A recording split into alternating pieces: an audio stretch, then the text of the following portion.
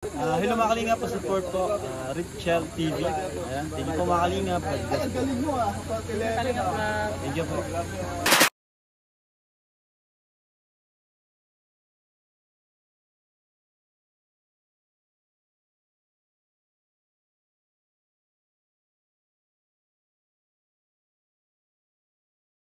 And an abuse of process can be raised in the ICC itself. I think this is what will be considered in the September hearing scheduled by the pretrial chamber. Under the rules, objections to the legality or objections on abuse of process may be raised and resolved by the pretrial chamber, probably at the scheduled September hearing. So this remains still open, even in the ICC. Question of the validity of the surrender in view of the non-observance of Article 59 of the Statute of Rome itself.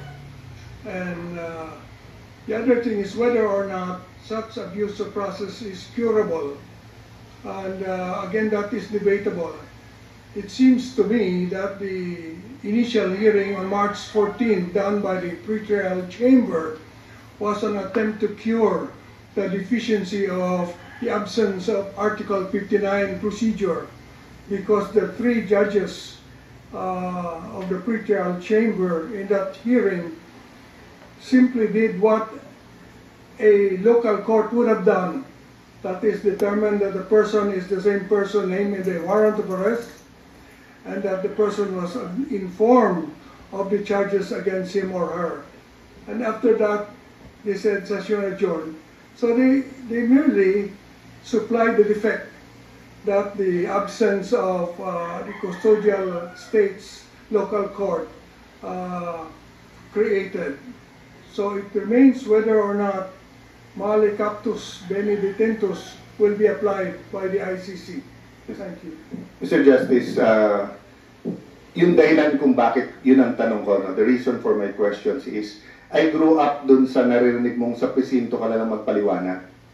And after the EDSA Revolution, eto sa bagong constitution, then the many laws we passed after, address that eh. Hindi pwedeng bigla ka na lang hulihin, tapos sa presinto ka na magpaliwanag. Unfortunately, parang yun ang lumabas, sa Hague ka na lang magpaliwanag, even if there are defects here. But I just like to express my admiration, the way you explain very fatherly, whether it's in class, it's in the Supreme Court oral arguments, or here. Thank you for your calming voice during these confusing times. Thank you, Madam Chair. Huling hirit po, Justice, may binanggit kayo ng mga violations locally, and such violations would inevitably incur consequences. What possible violations are there to local law and our Constitution? The possible violation, Madam Chair, consists in the surrender without passing to the court, what we call extrajudicial rendition.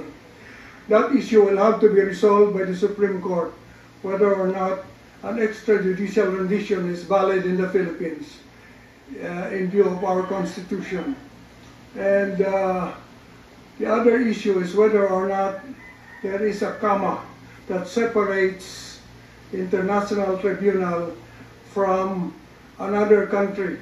In other words, whether or not the colatilia, subject or pursuant to the applicable extradition laws and treaties, refers only to extradition and does not refer to rendition because of comma. I look at the text of Republic Act 9851, Madam Chair. Section 17 does not have a single comma. It has two commas. And the two commas are parenthetical commas. They are not separating commas. They are parenthetical because they merely enclose the words "if any." So it says that the Philippine authorities may surrender the suspect to the International Tribunal, comma, if any, comma, or to another country pursuant to the applicable laws, traditional laws and treaties. So the commas really refer only to if any. It is not meant to separate the provision that requires a treaty from surrender to an international court, in my view. So it's not a single comma. Dalawa pong comma yan. Ang function ng dalawang comma in grammar is like a parenthesis. If any, because the words if any. So to me, the violation is not doing the rendition pursuant to the applicable treaty. The applicable treaty is the Rome Statute. It is brought back into application by our own Section 17 if you do a rendition. So if you do a rendition, you have to follow the procedure for rendition in the Article 59 of the Statute of Rome. Yes, thank you very much, Justice. And certainly, looking at the transcripts as well as the original bills filed, maliwanag po na talagang walang comma. So, ibig sabihin, pareho yung extradition tsaka surrender na kinakailangan may treaty o batas na pinagbasehan.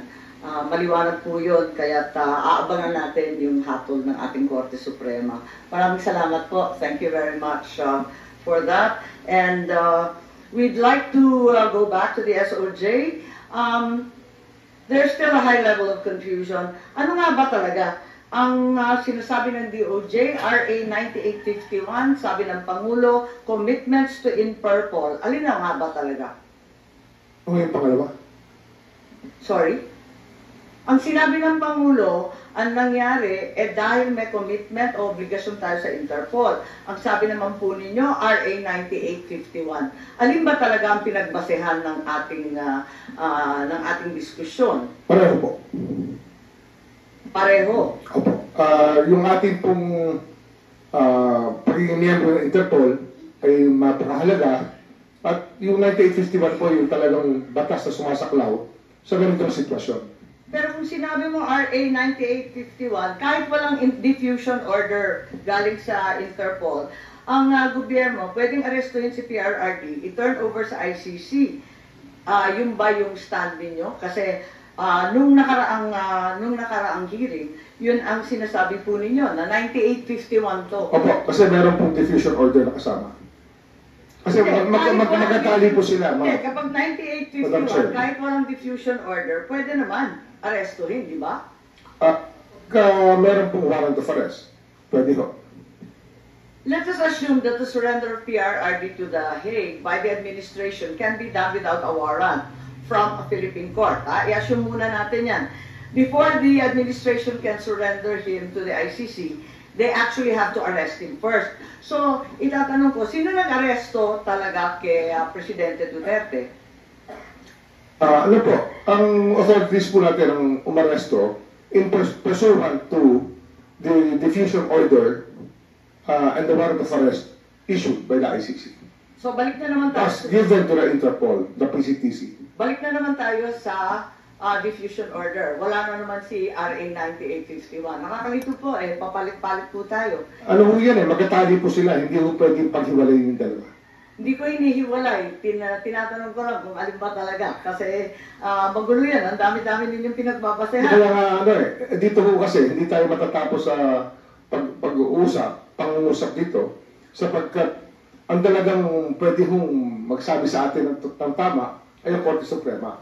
At kaya nga, kahit na ayaw po natin sabihin, pero ito po talaga ang pinag-uusapan dito po sa mga petisyon na final na pamilya ni former President Duterte sa Korte Suprema. Hindi, simple lang tanong ko yung proseso, no? So, siguro tanongin natin sa PCTC, who ordered the arrest and ordered the PNP to mobilize? Nung natanggap ninyo, gusto lang namin maintindihan step by step, hindi masyadong maliwanag sa amin. Madam Chair, ulitin ko po yung aking mga nasabi ng nakaraan. Ang diffusion po ay dumating ng alas 3 ng umaga. It arrived at 3 a.m. in the morning. So I disseminated the diffusion to our concerned law enforcement agencies. And so, Sino doon? Sino doon ang ating pong mga kasama sa law enforcement agencies ay ang So, Philippine National PCTC, Police. saan po pumunta? Philippine National Police po, Sino sa PNP? Ang binigyan ko po ng notice ay ang Chief of Philippine National Police, Okay, si General Marbil. ang ating pong National Bureau of Investigation, ang NBI po, ang ating pong Bureau of Immigration, Okay. si Commissioner Diado, DOJ yan. Opo. ang ating pong Department of Justice, sinabihan ko rin po. Okay. So, So, yun lahat po, yan? yun po ang trabaho ng National Central Bureau Manila. May dumating po tayong diffusion or red notice or red diffusion. Kaya kailangan pong i-pan out ko po sa ating mga law enforcement agencies. Mandate ko po yun. Trabaho ko po yun. Tama. Maraming salamat, Executive Director. Tinatanong lang natin kasi yung arrest was effected without a warrant issued by the Philippine Court, di ba? So, ang sinasabi ba natin yung aresto ay dahil sa administrative arrest? Kasi, yun nga, sa extradition, there's a warrant issued by a foreign court and there's still a need to go to the local court. So, surrender under 9851, does it authorize an administrative arrest? Ang marinig lang natin, babalik talaga sa korteng lokal. Paano ba yun? Ano ba ang nangyari? Ano ho yan eh? Kasi ito po kasi, is a case of first impression. Ngayon lang po nasubukan o lumabas yung kahalagahan ng provision ng Section 17 ng 9851. Wala ho tayong record dito na kung anong tama dati, anong tama ngayon, anong tama bukas. Ito po ay sumasanda lang sa paningin po na nagpapatupad ng batas. At sa aming pong paningin ay sinabi po sa batas, Section 17, pero maaari pong basahin. Kanya-kanyang paningin, kanya-kanyang Oho, interpretasyon. kasi iba ho ang Pwede ba interpretasyon. naman yun? Hindi, ang Senado po, ibang interpretasyon ng chairman, ng chairperson. Ang DOJ po, Yes, ibang Senator interpretasyon. Cayetano Ang iba rin po, ang interpretasyon ni Justice Ascuna. At kaya nga ho, matatapos na ho ito pag nagsalita na po ang Korte Suprema. Hindi na ho talaga, wala ho mananalo sa atin dito sa argumento. Kasi Korte Suprema lang po Hindi, ang pwede nagpapaliwanag magsabi. tayo. Inaalam Opo. ko lang. Kung Kasi ano ito, case of first impression eh. Madam Chair, this is a case of first impression. Pero naiiba ang administrative arrest at saka yung tinatawag na judicial, di ba? With an ICC warrant, then sa extradition case, there's also a warrant issued by a foreign court, pero pinipilit pa rin na local court pa rin ang mag-e-enforce. Kaya hindi ko masyado naintindihan dahil pati yung Yusek Castro sabi, ang bayan daw, hindi daw tatanggapin si PRRD kahit palayain ng ICC. So, why would the Philippines recognize an ICC warrant if it doesn't recognize ICC jurisdiction? Ano po yan Talaga eh? yan. Warrant over the individual po yan, hindi naman sa estado natin eh. Na isa warrant issued against an individual, not against our state, not against the Philippine government. Wala naman nagsasabi na talagang against the state. Ang sinasabi ko lang, ang higpit din. Miski ng administrative arrest, alam natin yan. May bagong kaso, 2023, binanggit na Attorney Medina, Julian Le, na kaso sa immigration. Ang liwaliwanag, 8 ang guidelines. So, mabigat-bigat yan. Hindi naman na isatupad kasi babalik nga sa korteng lokal. So, nagtataka ako kung ano nga bang klaseng aresto to. Ang masasabi ko dito talaga, kasi nga, ito nga yung saklaw ng pinag-uusapan sa Korte Suprema. Kaya sa akin po, mas gusto kong intayin ang magiging hatol ng Korte Suprema sa issue. Hindi ho natin, kahit magdamag po tayo dito, hindi ho magbabago ang paningin nyo at hindi ho magbabago ang paningin ko. Andito rin yung... Madam Chair, yes, Senator Bato, please. I just would like to remind the Secretary of Justice that we are not here to determine kung sinong tama, kayo ang tama, or kami ang tama. We are here para malaman yung katotohanan. Because somewhere along the way, alam namin may nagsisinungaling. Kaya gusto namin malaman kung anong tama. Hindi po kami nagsasabi, tama kami.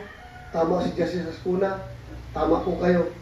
Yung katotohanan lang po ang ating kinukuha dito. So, Madam Chair, if I may, yung very clear man dito sa diffusion coming from ICC, sinabi dito, action to be taken, locate and arrest with a view to extradition. assurances are given that extradition will be sought upon arrest of the person in conformity with national laws and or applicable bilateral and multilateral treaties. Kaya tanongin ko sana si SOJ or yung PNP, bakit sabi ni SOJ kanina na extradition daw cannot be initiated by us, it should be initiated by the requesting party, either ICC or Interpol. Am I correct, sir? Sila dapat ho ICC. ICC po dapat. Okay. So bakit? Yun po yung sa extradition. Pero surrender po sa atin po yun. Kaya bakit wala mo sinabi dito surrender? Extradition lang. Kaya bakit hindi natin hinintay? Yeah, with a view to extradition, bakit hindi natin hinintay yung ICC na mag-initiate ng extradition laban kay Pangulong Duterte? Bakit binyahin na kagad natin na doon sa Interpol? Wala po sinabi dito na kailangan natin i-surrender. Ang extradition po na nasasabi po sa Section 17 ay meron pong treaty sa extradition, sa extraditing state. Kung ano habawa, ang ICC tsaka Pilipinas, kung tayo po member ng ICC, kailangan po ng judicial proceedings. Hindi na po tayo member ng ICC eh. Kasi kung member po tayo ng ICC, nakakatulong sana kay President Duterte na hindi po siya ililipad. Eh, siya po yung mismo nag-atras ng ating membership eh. Kaya nga Kasi yun po yung malinaw po, may treaty po na kinakailangan para ho magkaroon ng extradition. Eh wala pong treaty eh. Kasi nga, nag-withdraw na tayo sa ICC. Kasi di ba treaty yun dati? Sapagkat ang Senado po nag-concur. Nag-concur po sila sa treaty. But unilaterally, it was withdrawn by the President. Kaya po, pero sir, ito, very clear ba ito, sir? Ako hindi ako abogado, ikaw abogado ka. Pero ako, I just don't want to be emotional about everything. Gusto ko lang talagang para malaman natin itong totoo dito. Ito, very clear na hindi naman na hinihingi ang surrender. Ang hinihingi lang nila is extradition with a view to extradition. Yun nga ho, sana extradition will fail, sir. Extradition will fail because wala ho kung ako tatanungin nyo ngayon, kasi nga wala nga tayong treaty. So kung will fail, bakit pa natin sinurrender si Pangulong Duterte? Yung extradition po nakalagay sa batas, state party po ang isa pong titingnan natin. Bansa po ang sinasabi sa Section 17. Kung nagagaling ito sa ICC, itong papel ito. Pero yung sa Section 17 nga, yung ating batas nga, sinasabi nga, dahil sa mga koma na yan, ay ang mahalaga, state party po ang mag-a-apply ng extradition. Eh wala ho tayong treaty sa state party o sa ICC kasi nga, inatras po ng President. So bakit pa natin sinurrender? Bakit pa natin kasi yun po sinasabi ng batas eh. May surrender. May sinasabi. Opo. Ayun, that's what the law says. The law may be harsh, but it is the law. Ay, nako. Very clear man ito, sir. Extradition lang ang bakit tayo pinilit na surrender? Hindi man naman tayo hinihingi ng ICC. Kung di tayo umatras sa ICC, kung di inatras ni President Duterte yung ating membership sa ICC, talagang extradition po dapat. So kung umatras na tayo sa ICC, bakit pa kailangan nawala ko yung treaty? Kailangan pa natin surrender. Nawala ko yung agreement natin, sir. Sir, sir, bakit pa natin surrender? Kasi wala naman tayo. To start with, wala na tayong room statute na yun po yung option. dahil wala na tayo, hindi na tayo membro. Bakit pa natin surrender?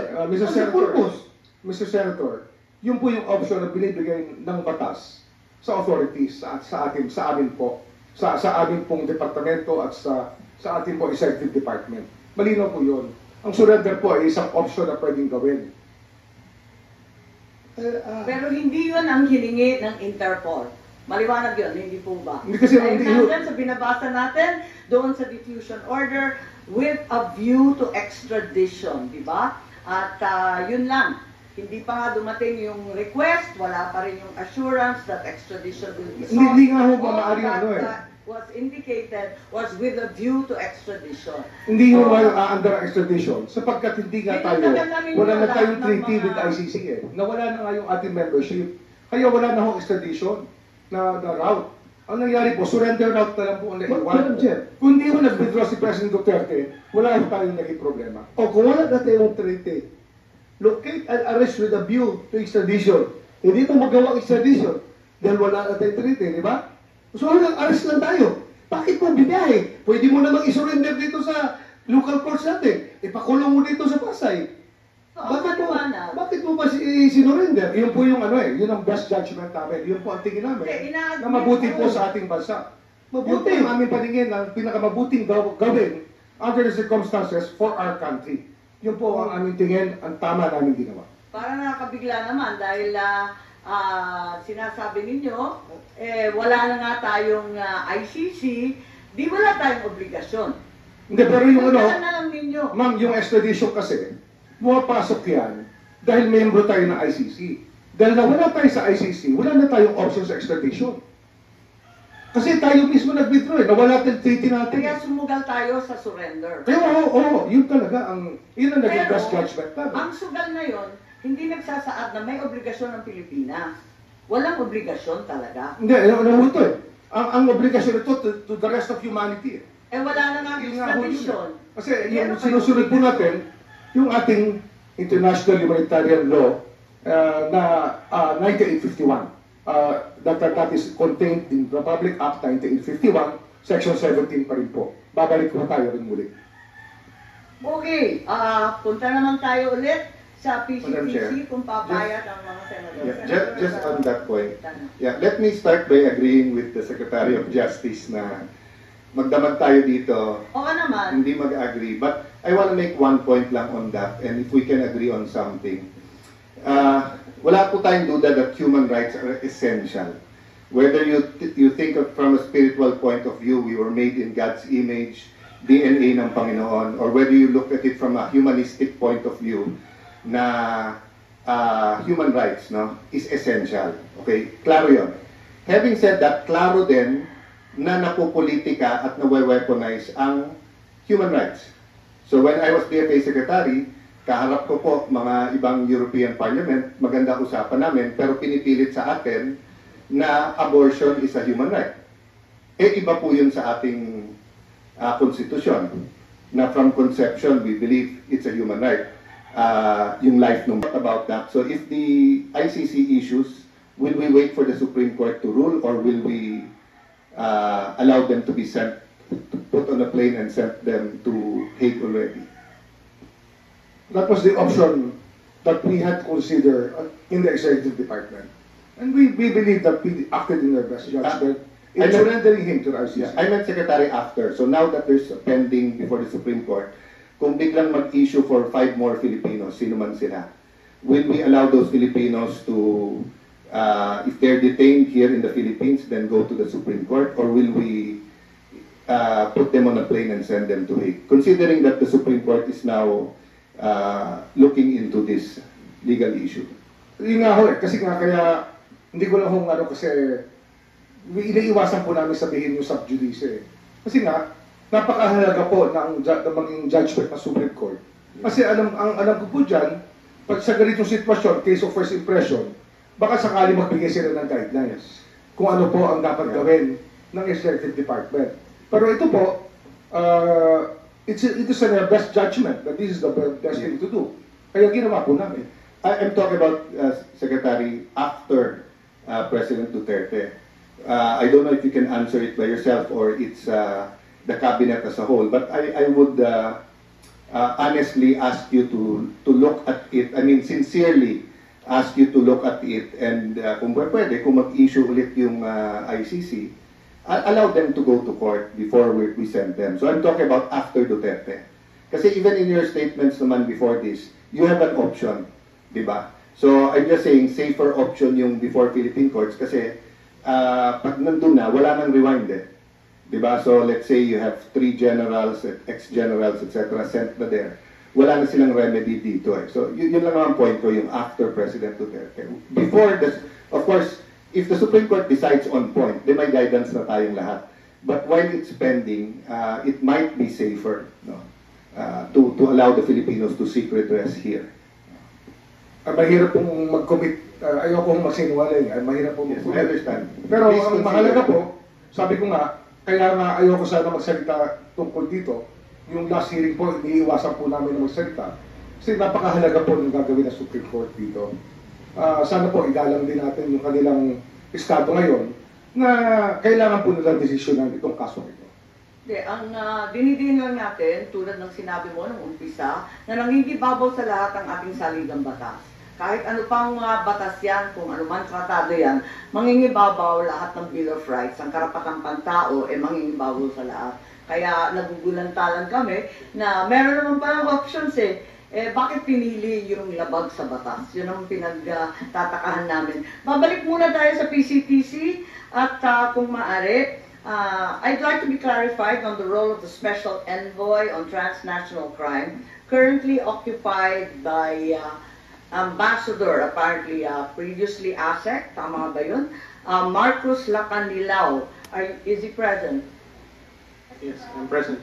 And what's your proper title? Ambassador, ma'am. ASEC? No, ma'am. Before I was ASEC of Office of Civil Defense. Pero na-transfer ho ako sa Special Envoy last year. So I hold the rank, ma'am, of Ambassador.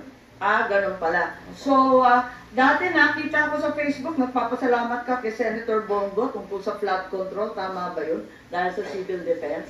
So, Senator Bongo nandyan. Kilala po ninyo to? Si Senator Bongo may statement yata. Naririnig ba ninyo ako? Ayan, Bong. Madam Chair. Yes, please. Oo. Si Ambassador Lacanilao sa dating Office of Civil Defense, ASEC ka doon. At wala, nakita ko lang yung Facebook post tungkol sa flood control. So, inaasahan ko kilala po ninyo si Mr. Lacanilao. I'm not so familiar about him. Anyway, Okay. nakikita ko po dyan. Okay. Thanks. You wanted to make a statement, Senator? Nagtrabaho po noon. Baka po nagtrabaho siya noon sa former administration ni Pangulong Duterte. Okay, Senator Anyway, Bong, you Madam wanted to Chair. make a statement? Sorry. Yes. Okay. Meron po akong opening statement. Good day, Madam Chair, distinguished colleagues, and to the resource persons present in this hearing. Mabuti naman po at nakadalo ang iilang opisyal po ng gobyerno para mabigyang linaw ang mga kaganapan sa pag-aresto at pag-surrender kay dating Pangulong Rodrigo Duterte. Pero kulang pa rin po, marami pong wala. Madam Chair, marami po tayong katanungan noong nakarang hearing na hindi nasagot dahil wala po yung mga government officials na maaaring makasagot sana sa ating mga katanungan.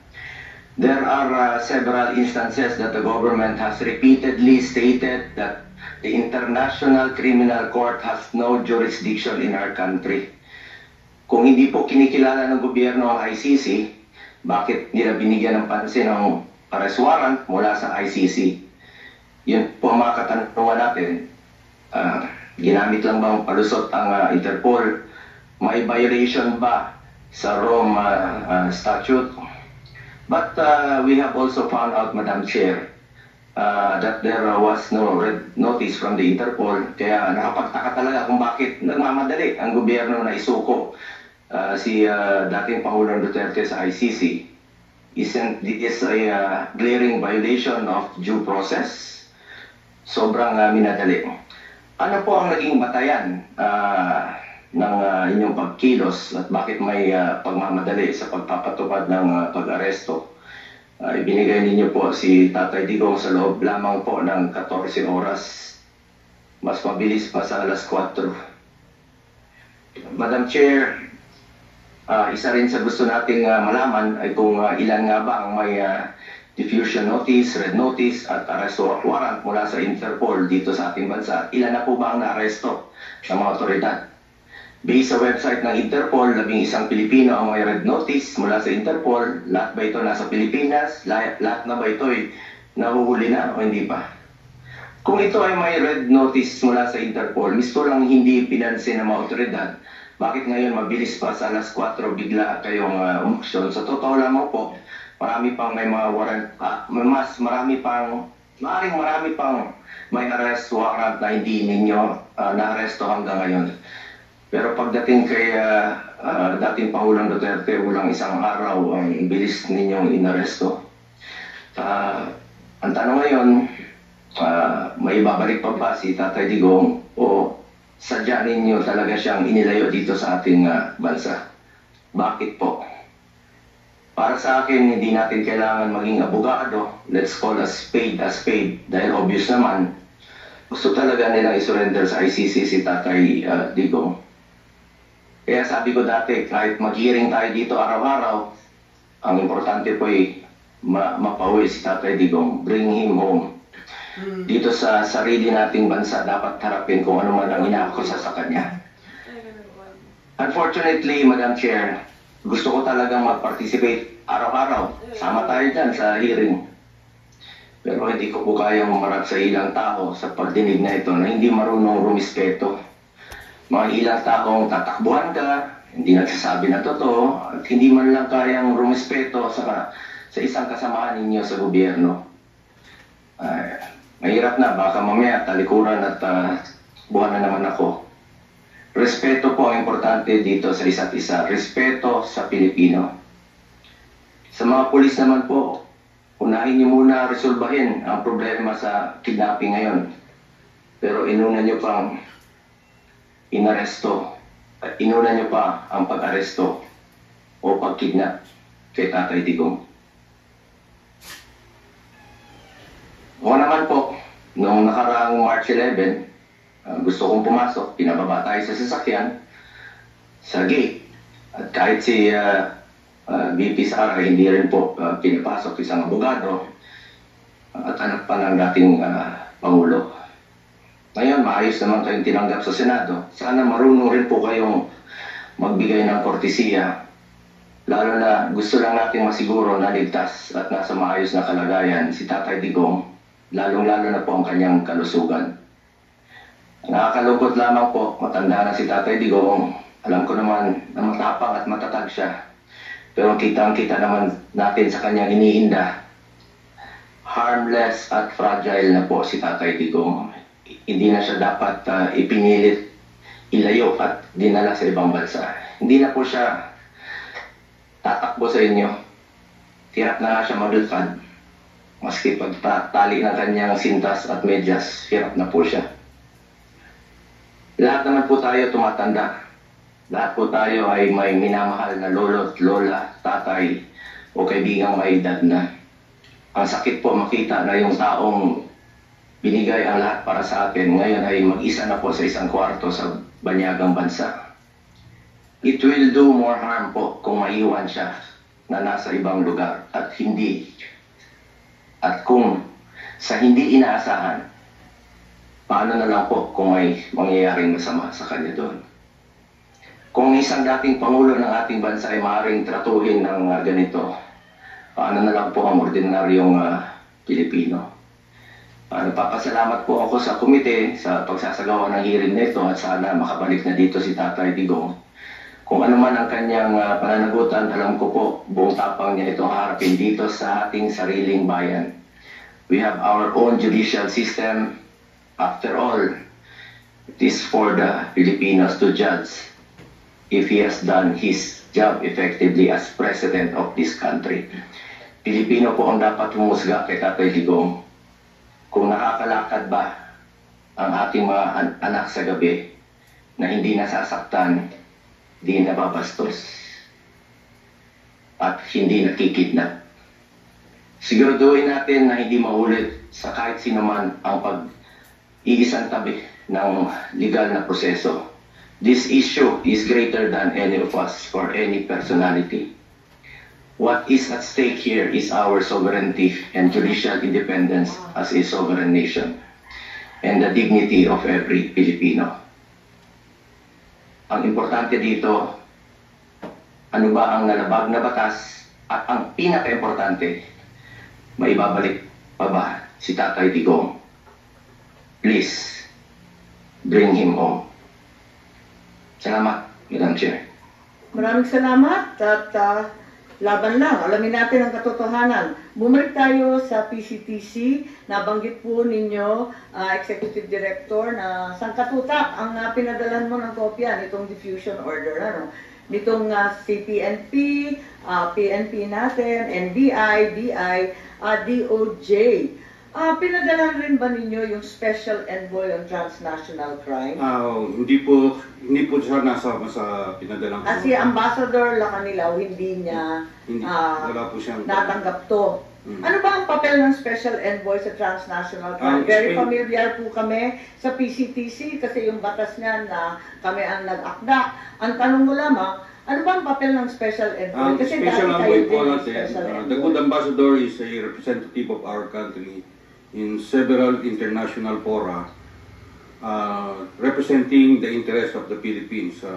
He has, to a certain extent, diplomatic stature and Ambassador nga ang titulo po ninyo. Totoo po yun. Ambassador ka rin nung Special Envoy kayo? Nung araw po, nung araw. General Alcantara. Ambassador rin po ang Nung araw po ay ako'y ambassador din at concurrent in charge of PCTC. Kasi ang pagkaintindi ko, hiwalay yung Magkahiwalay Special po, Envoy. magkahiwalay. Hindi siya directly under PCTC, tama po ba? Ang Special Envoy po ay nakakatulong sa akin dahil nababawasan po yung trabaho ko to represent our country. Para hindi ka biyahe ng biyahe. Medyo totoo po yan, totoo yun. Okay, so Ambassador, hindi kasi namin masyadong kabisado yung posisyon ninyo. Saan ang opisina ninyo? Madam Chair, ang office ho namin, the same with the PCTC, same building ho kami. Paliwanag ko lang ho ng short yung opisina din ho namin. Ang Special Envoy ho for Transnational Crime, ang Philippine Center of Transnational Crime, which is the Interpol NCB Manila, sila po yung aming secretariat at yung operational partner. So may opisina po kayo? Meron po, nasa taas po. Ilan ang tauhan nyo? If I'm not mistaken, around 15. And then kasama ninyo sa pag-representar sa Pilipinas sa iba't ibang lugar? Opo. So, kung hindi sa ilalim ng PCTC, ang Special Envoy, aling department kayo? Sorry, Madam Chair. Hindi naman kayo PCTC, so aling department kayo? DFA? Hindi po. Ang amin pong opisina, OSETC and PCTC, are all under the Office of the President. Pero hiwalay, kasi hindi naman kayo under the PCTC. Ano? Hindi po. Ang PCTC po ang aming secretariat. Sila po yung operational arm namin. What are the functions? Like you said earlier, you represent the Philippines in different fora, is that correct? Yes, ma'am. I see. Alabas yung pangalan ninyo sa resibo at yung pag-turnover. Opo. Stop, ipakita lamang. Ito, yung transfer of custody, surrender and transfer. Andyan po. At kayo po ang nakapirma. At alam ito ni Secretary Senator Cayetano. Bakit kayo ang nakapirma? Opo. Ano po yung papel ninyo? Ganito po yan. Ma'am, I was there to oversee the smooth arrest of the former president. Now, So, nandun kayo sa Villamor? makikita niyo naman po dun sa mga videos na lumabas. Hindi ko po maalala kasi hindi ko kilala yung mga tao. Opo. Sino naging head of delegation? PCTC. PCTC? PCTC. Ikaw, General Marcio, na ibang bansa, yung uniform talaga na police agency na kada lugar. Kaya yun yung alam ko Kasi yung PCTC naman is NCB lang ito. Sila yung NCB. Pero when you say police agency, PCPNP talaga ang head niya, di ba? At nagkakaroon ng General Assembly, kayo ang nandun, di ba? Actually, sir, dun sa ibang country, sir, ang police lang, ang isa lang pong law enforcement nila. So, ang usually in the head is the chief ng National Police Club. But in our country, we have so many law enforcement agencies coming from the NBI, the Philippine National Police, of course, ang kasama po namin Kasi makita mo, di ba? Pag Interpol General Assembly, hawak kamayan lahat ng mga chief na puro uniformado yan Puro mga chief ng police agency nila, di ba? Kaya nakakagulat sa dinami-dami ng police agency na sinabihan ni General Alcantara sa NBI, si Chief PNP, sabi rin ni General Torre, bakit biglang sibilyan at hindi kasali sa law enforcement ang nag-oversee? Ano po ba ang ibig sabihin ng oversee? Ma'am, kasi nga ang aming PCTC is our partner, our secretariat. I was there to oversee lang the PCTC, which is which is the Interpol NCP Manila. Madam Chair. Teka muna, not an arrest warrant, di ba? Yes. Maliwanag na yun. Tama po yan, Maliwanag tama po. O di, We had a red diffusion. I had to carry it. request for information lang, di ba? Hindi po, ang red diffusion. Yes. Yes. And then, did you stay in the Netherlands? Yes, I stayed there for 2 days. Okay, and hindi mo alam na dadalhin siya doon? Hindi po, can I make a clarification? That time, Pwede ko lang itanong, isang hirit lang. Wala ka sa listahan na binigay ni General Alcantara, yung mga nabigyan ng diffusion notice, ano? Wala ka dun sa listahan ng NBI, Chief PNP, wala ka dun sa listahan. Paano man nalaman? I was informed informally by Executive Director Alcantara. Informally. Apo. So you were also there informally? Can I clarify that? Yes. So, sabi mo kanina, you were there to oversee. I'll clarify what oversee means. But sabi mo, hindi mo alam na dadalhin siya sa Hague. Mhm. Pero yet, sumakay ka ng plano, sumama ka, you stayed in the Hague 2 days. Yes. And sabi mo, hindi ka alis, nandun ka lang. Okay, can I Yes. explain, Mr. Senator? That time ho kasi, the members or the staff of the Interpol NCP Manila, wala hong available na mga kasamahan natin doon na may passport na ready. So, I volunteered, Mr. Senator. I just want to make clear. Magsiserve lang kayo ng diffusion? May dala ka pang passport? Hindi po. Kasi sabi mo lang yung iba walang passport, ikaw lang yung may passport, may visa. Opo. Kaya alam mo na itatangay sa ibang bansa. Hindi po. Yung passport po, nasa sasakyan ko lang parati So, kagagaling ko lang po kasi ng Geneva. Kakauwi ko lang ho ng Geneva that time. So, kaya ho yung passport ko, nasa sasakyan ko lang. Hindi pa ho ako nakakapag-unload. Okay. I was gonna ask that na kung hindi mo alam na dadalhin doon, pero sumama kayo sa 2 days, tapos may passport ka, but nasa kotse mo passport, okay. But you volunteered to accompany, why? To accompany the former president. Because kailangan, what was the reason? Sabi mo, yung mga kasamahan mo, walang passport. Hindi po, wala po akong sinabing kasama ko walang passport. Wala pong passport that time, yung mga PCTC members, ma'am, na supposed to be sasama din that time. Wala hong silang available noon. So were you appointed representative of the PCTC? Yes.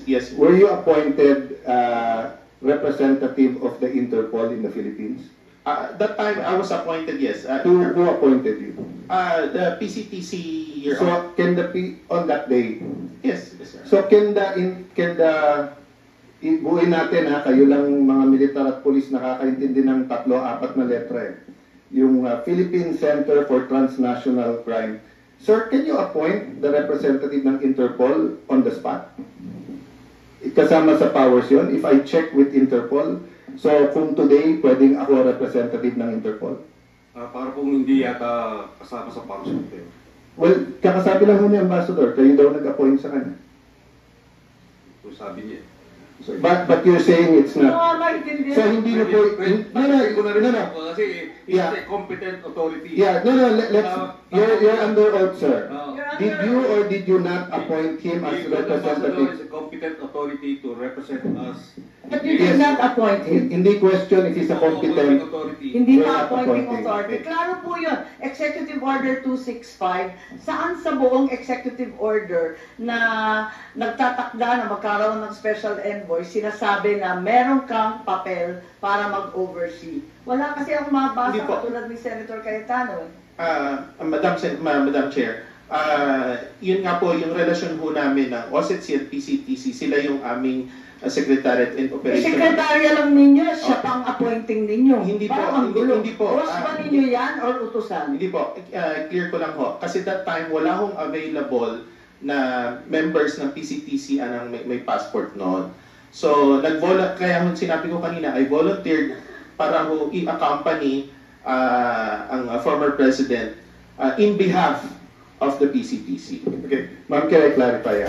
I'm not going into the supervision, your appointment as special envoy because depende sa presidente, pwedeng iba. Di ba? Kahit presidential advisor, if the president has special advisor on justice, then it's between the president, Secretary Remulla, etc. Ang focus ko doon sa ikaw ang representative ng Interpol. Kasi sabi mo, yes, ang sabi po ni Secretary Alcantara, hindi kanya in-appoint. So, sino nag-appoint sa iyo bilang representative ng Interpol? Nirepresent ko po ang PCTC. Yeah, go ahead, Senator. Kasi, traditionally, ang executive director is also the envoy. Yung pinaghiwalay po yung posisyon. Yung ginawa po ng Malacanang, naghiwalay po yung posisyon ng special envoy at ng executive director. Pero dati ho, isa lang yan. Yeah. But, lihis dun, Sec, sabi kasi ni Ambassador, siya daw ang representative ng Interpol that day ng Pilipinas. Yung pagpaalis ho pagpunta ho ng The Hague, siya po yung representative talaga ng Interpol. Kasi siya lang ho yung may connection sa PCTC. But I was asking, who appointed him representative of Interpol?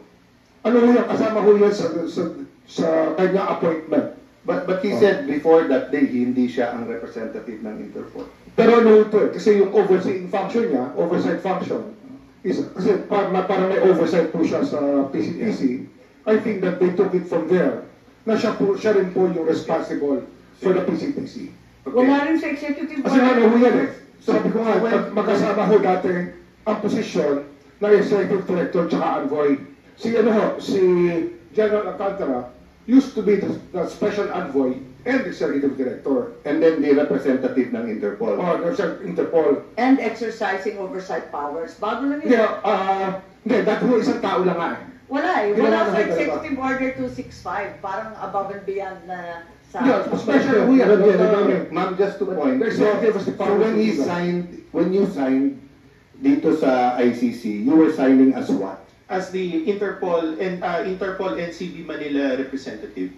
Ang nakalagay po dito, you're signing as in behalf of the Republic of the Philippines, not as Interpol. Kasi po nung that time, yung representative ng ICC na kausap ko, naka-print na po yung government. So, sir, are you a college graduate? Yes, sir.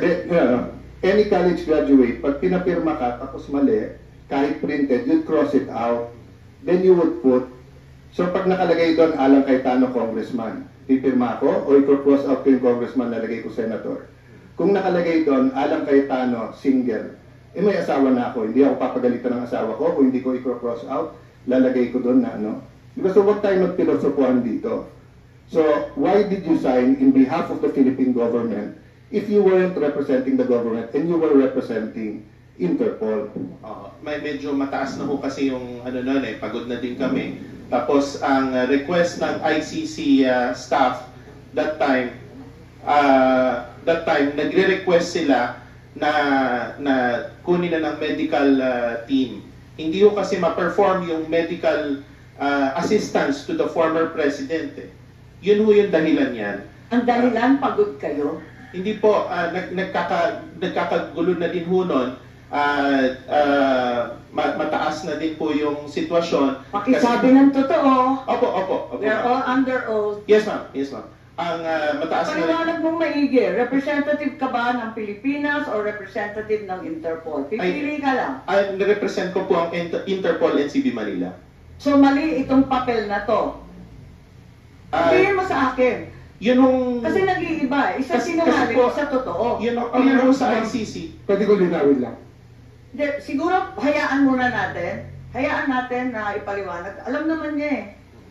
Alam ho kasi malinaw ho sa pag-uusap namin ng ICC staff na I represent Interpol and CB Manila.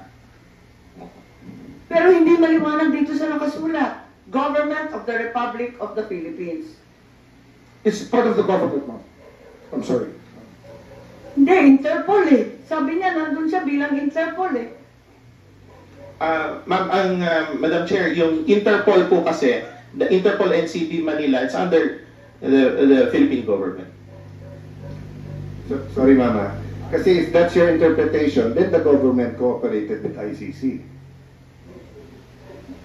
In the surrender. No, I'm not trying to trap you. I'm trying to understand. Kasi nga, when you do something, you can do it in different capacities. So, international organization, yun. So, for example, Sarah here was the regional director for the International Organization on Migration, but she's a Filipino. Now, if she was special envoy nun, she has to say which one. Kasi one is a UN body, or at least a UN-recognized organization. The other one is Philippine government. So, di ba, hindi pwedeng you're signing. Ang problema kasi yung sabihin mo, malinaw sa ICC at malinaw sa akin, Interpol. Pero ang pirma mo, in behalf of the government. Kasi ang masusunod yung dokumentong pinirma mo, hindi yung intention nyo eh. Di ba? So, kung ang sabihin natin, listo, naintindihan ko, pinirma natin sale.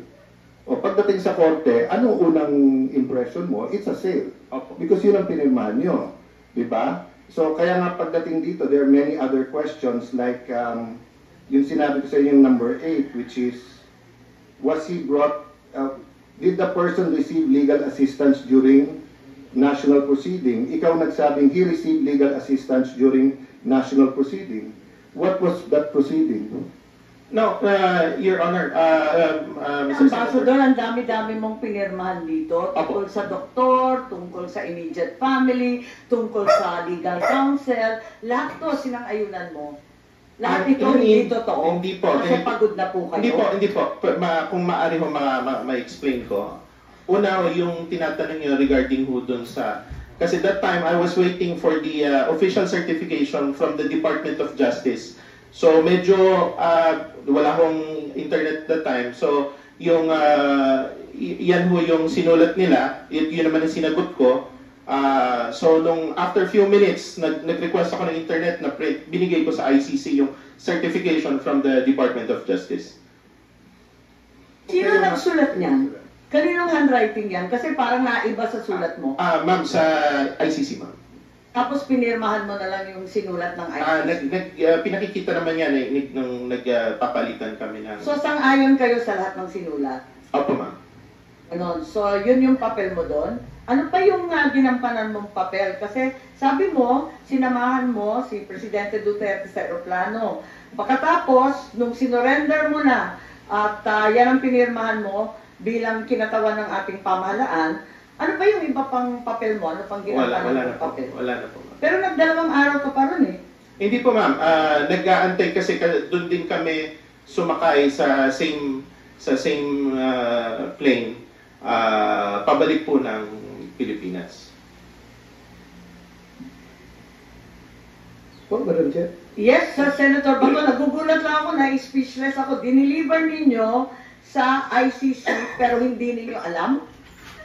Paano hindi ninyo Hindi po, alam? alam po namin, ma'am, regarding dun sa ICC. Ang hindi ko po, balikan ko po yung unang pag-uusap, kaya hindi alam. Nung unang pagdating sa airport, totally wala po kaming, wala po akong alam nung pagdating ko sa airport. Naiya. Sa naiya. Opo. Yes, Senator Bato. Pwede malaman, Ambassador, kung kailan ka appoint as special envoy sa national crime?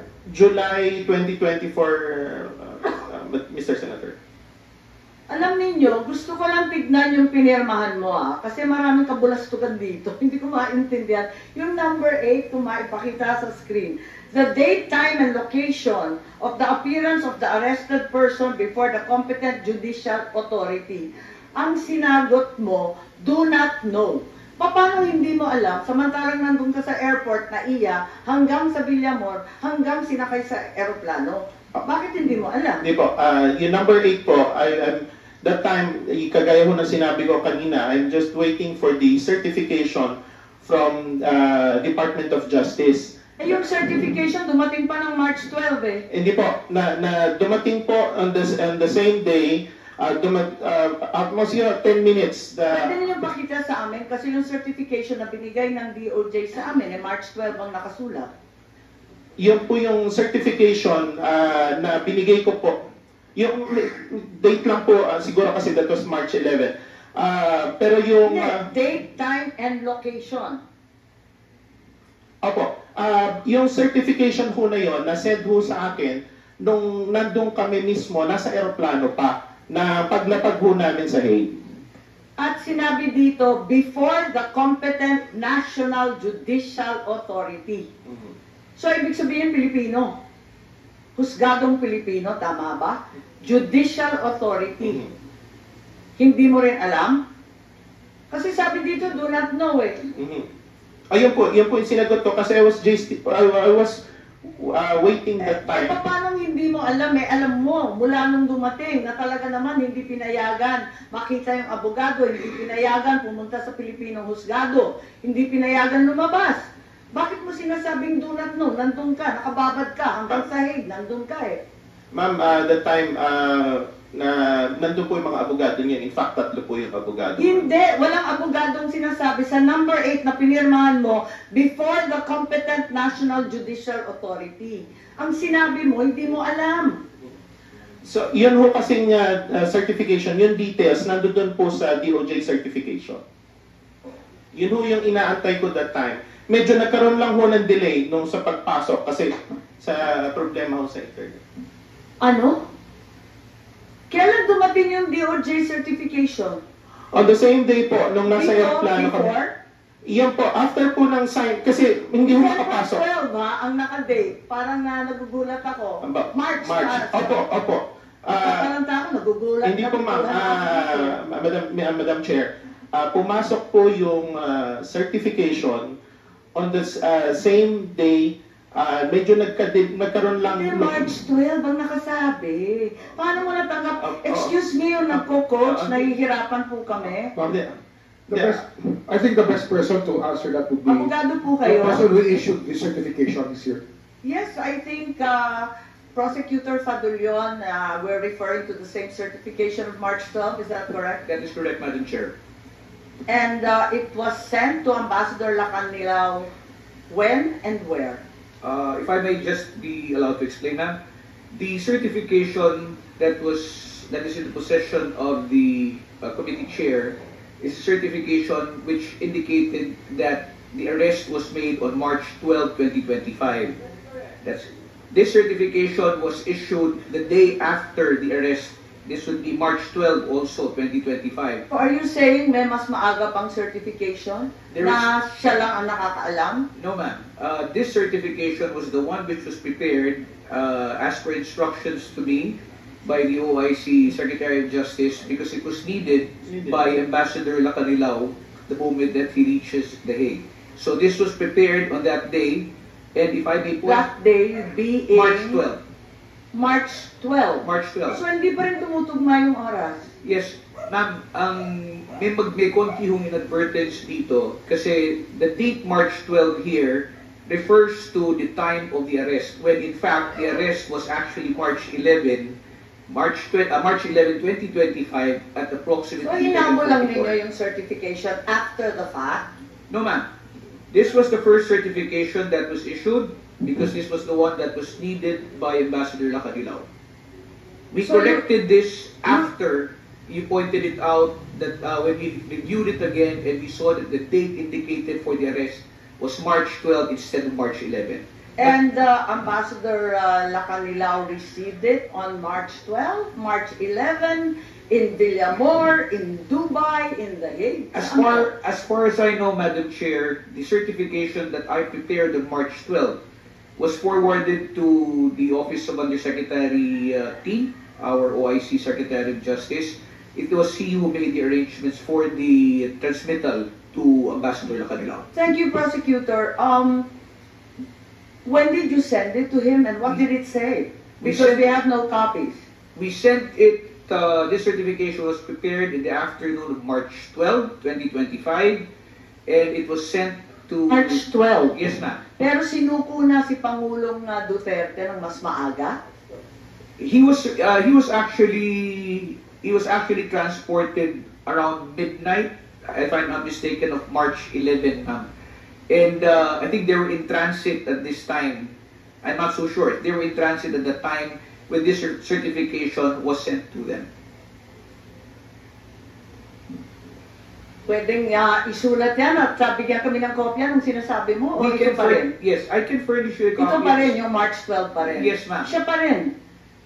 Sinong siya pa Yung rin? sinasabi na yung aresto is March 12, not March 11? Yes, ma'am. Yan pa rin, yung mali-mali na yan? Yeah, ito pong pagkakamali nito, which was eventually corrected po. Opo. Okay, we'll go back to that later. But Ambassador, when did you receive this? No question. Nakuha ko na. So I immediately sent the copy to the ICC representative. Yung mali na March 12. Tama? Mali eh. Yung kopya pong galing sa Department of Justice that time. Pero wala nakasabi dun sa certification. Kahit tanggapin ko na nagkamali, nag-typo sa date. Ang problema, wala namang sinasabi that he was delivered to a competent judicial authority to which you signed. Sabi mo, talagang na-deliver to a national competent judicial authority.